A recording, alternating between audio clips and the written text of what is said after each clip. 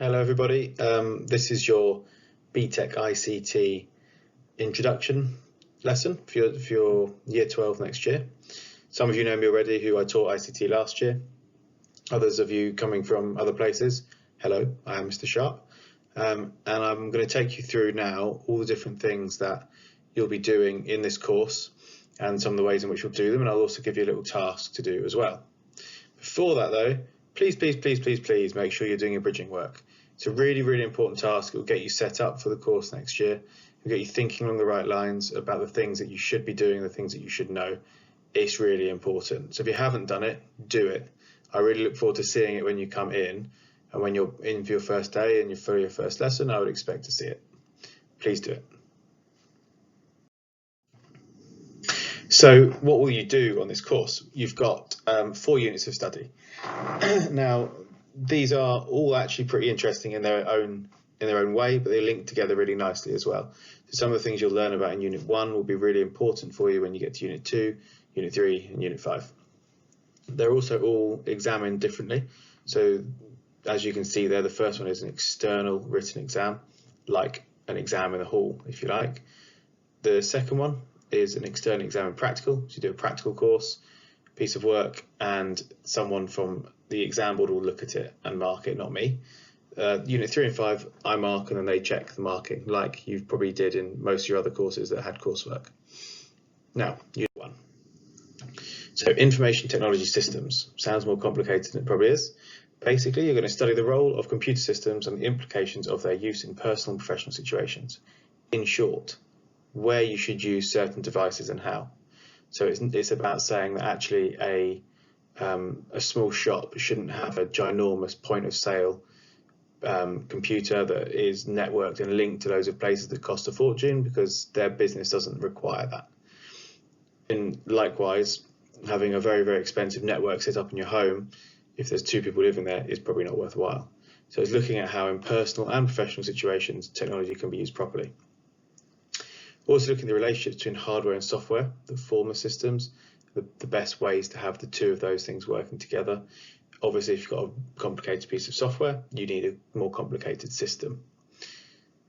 How the user and the system work together. One of the big things that we've had, even during this lockdown process that we're in now, is making sure the users can actually use the systems we've got. So some students and some teachers struggle massively with the technology that we've got and that we're trying to use.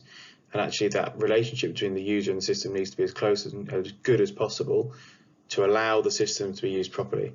Because without that, what you actually end up with is useless systems because people can't access them. As I said to you at the start, that it has then a written examination which is set and marked by the exam board. Unit 2 is creating systems to manage information. So this is the one that will probably terrify most of you the most. And it's basically you're going to create a database. You have to learn about databases, but way more complicated than you would have done at GCSE. Now, you'll be given a scenario and you're expected to create a database based upon that scenario, which is quite similar to what most of you did in your coursework if you did the Nationals course that we did at Holmer Green. If you did that, then this isn't too dissimilar, it's just a lot more complicated. Obviously, we'll do loads of learning around it. We'll do loads of ways to figure out exactly the best way to approach these situations and to look at the scenarios to create the best outcome. There's not a panic. It's just this is probably the trickiest part, or the part that you'll feel most phased by. It sort of follows the system life cycle as well that you would have done at GCSE. So you're looking at the scenario, then you're creating a solution to the scenario, and then you're evaluating how you think it went. So all of that learning that you did back then will really help. If you didn't do the GCSE, then it's well worth looking at the system lifecycle before you start, just so you have a good understanding of how it works. But I'm sure we'll look at it too in lessons. Unit 3, I think probably the most interesting one and feels most relevant one to all of you is how social media works in business, because it's a massive part of businesses now. I don't think there's many businesses that won't have some sort of social media. And it's looking at how businesses use it to promote their products and services. How are they putting themselves out there in a positive way on the internet, on social media? Also looking at the different social media websites, the ways that they can do different things, because obviously they all have different audiences. So for example, everyone always tells me that Facebook is for old people, so it's probably not best to advertise a product aimed at young people on Facebook. Whereas other things like Instagram at the moment is the big one, I think, for young people to be looking at, and that would be the best place for a business to put it. You're then looking at this creating good progression into jobs when you leave. So this is the sort of unit that will give you a really good understanding of potential careers or university courses that you might want to go on to. So it's a really, really useful one for that. This is the sort of unit I'd love to have done at school if social media existed when I was at school. It's pretty depressing to say that it didn't, but I am now that old. So, like I said, this is a really good bit.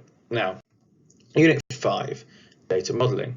This one is where the ICT bit really comes in. So you're going to be developing basically a spreadsheet. So you're going to figure out the best ways to do that. And you're going to develop the skills and techniques necessary to create a complex spreadsheet in order to produce accurate information that informs decision making. So you're going to be basically creating a spreadsheet that a business might look at and think, right, based upon the data you've given me, we are going to do this for our business now. This will make our business successful. It's not the same as just creating a spreadsheet for spreadsheet's sake. It should make a difference to the business that you give it to. And you'll see the fourth bullet point there says examine a scenario, design, develop, and test a spreadsheet. So again, you're going through that whole process that you went through before with the system life cycle, if you like. You've been given it, you're going to plan it, you're going to create it, you're going to evaluate it and see how well it went. Again, for those of you who have an image of this from last year, especially who had me as a teacher last year, you've got to consider now there'll be probably 12 to 14 of us in the classroom, and doing this will be a much more exciting experience. It won't feel like we need to rush it. We'll have the time to do these things properly, and that will be a fantastic thing. And the skills you'll pick up from this, they are skills for life, so they'll be really good for going on to higher education courses, so if you look at university. And then it also just helps you with your decision making. So because you're now looking at how data makes decisions, helps to make decisions, you start to make decisions and understand the things that might make a difference in what decisions you're going to make. It should be a really interesting part. It's more than just a spreadsheet. It's more than just doing a practical task. It's looking at how that data is used.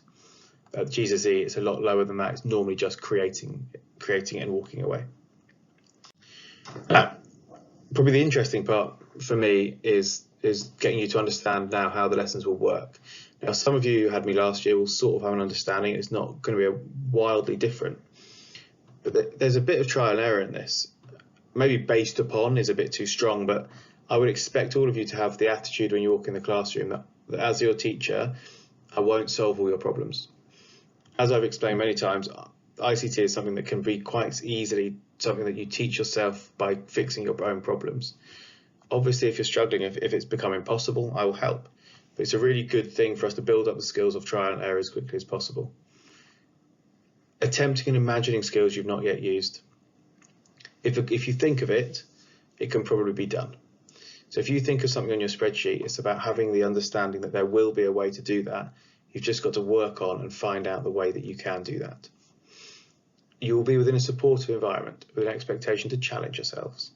I will be there, I will teach you, I will do everything you need me to do inside and outside of lessons. I'll support you as much as I possibly can. I want to see you guys challenge yourselves and push each other.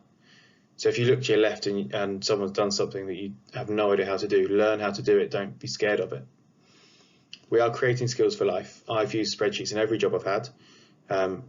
I use them all the time at work. It helps me understand exactly what's going on with students. It helps me understand what's going on with my finances at home. My ability to use computers is really strong. I can pick up any piece of software and use it. And that's come from just becoming literate on a computer, which is you will become more than literate during this course. The final one is quite interesting. You are ICT students, and everything you complete on a computer should be considered important, from your font to the type of database you use. Everything you do will be judged in this. So if you create a fantastic document, which is really well written, and you've done no paragraph spacing, you haven't got titles, you haven't used your headers and footers properly, there's no page numbers, actually that goes against you. It will be looked at, you're an ICT student who isn't utilising all the features of your software. Those things are important and always worth keeping in mind. And I'll be interested when I see your bridging work to see how many of you have just done the basics and how many of you have tried to use the formatting tools and used your skills really well on all of the pieces of software.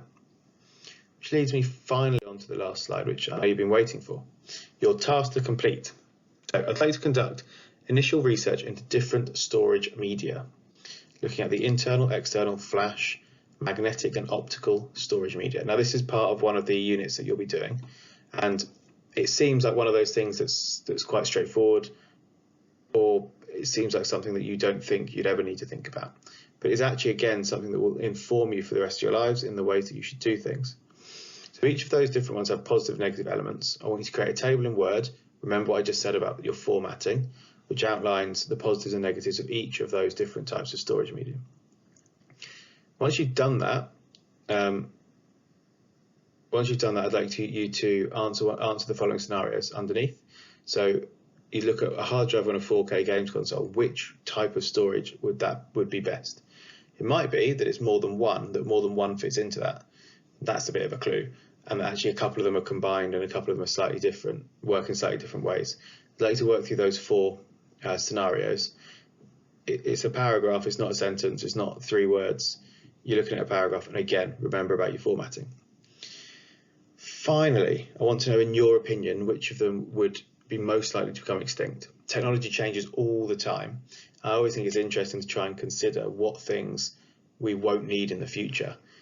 Growing up, when I was a kid, we had floppy disks, which was the way you saved your work. It was what you bought your video games on, and they were considered fantastic. Well, they have a limit of about 3.4 megabytes. If you consider that now you wouldn't even be able to download a picture that was 3.4 megabytes, that floppy disk is completely useless. CD-ROMs, a CD used to be what you bought your games on. You'd save your photos to it, all that sort of thing. But actually now it's not like that anymore. It's not big enough to use, so they brought DVDs out. DVDs weren't big enough. Blu-rays are now the thing, and each of those has gone up in size every time, making the last one extinct, making the last one not something people would use. So looking at those ones that you've got at the top there, what parts of that, or which ones in particular, would become extinct? I'll give you an example, but you're not allowed to use it, just to make it nice and clear. External magnetic hard drives are becoming extinct. So that is a spinning disk hard drive that is plugged into your computer to save work externally on. They're becoming extinct because they're so much slower than flash storage. That's the biggest clue, the best help I will give you. I look forward to seeing this piece of work. Please email it to me when you've done it, or however you're meant to hand it in. But I am really excited to have a Year 12 class next year. I didn't have one this year. I really like teaching sixth form. I look forward to seeing you all in the classroom, hopefully together in September, where we can actually learn all of this stuff together and I hope enjoy what we're doing. Thank you. Enjoy the rest of your summer.